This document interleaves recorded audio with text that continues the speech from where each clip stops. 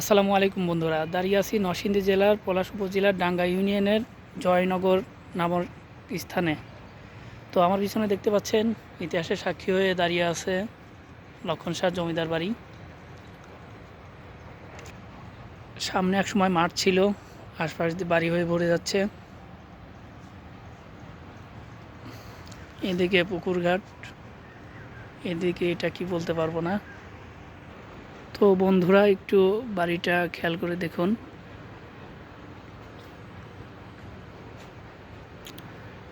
বাড়িটির ডিজাইন নষ্ট হয়ে যাচ্ছে, ইট সুরকি খুলে খুলে পড়ছে। হয়তো এক সময় এই বাড়িটাও থাকবে না। তো বন্ধুরা, এই যে আমরা এত হিংসা, এত আভিজাত্য, এত কিছু আমাদের সব কিন্তু এক সময় এভাবেই পড়ে থাকবে, এভাবেই শেষ হয়ে যাবে।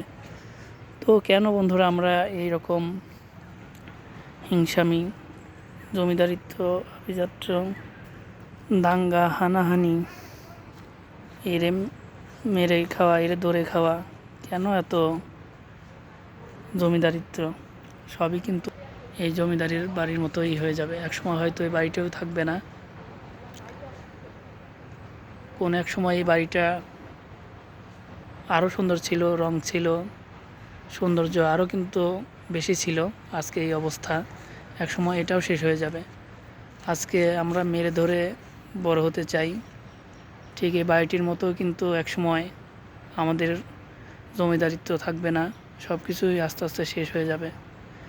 তো আমরা অবশ্যই ভালো পথে, ভালো দিকে থাকব, সবসময় ভালো কিছু করার চেষ্টা করব ইনশাল্লাহ। লক্ষণ শাহ জমিদার বেঁচে থাকার সময় হয়তো আমরা এইভাবে সামনেও আসতে পারতাম না।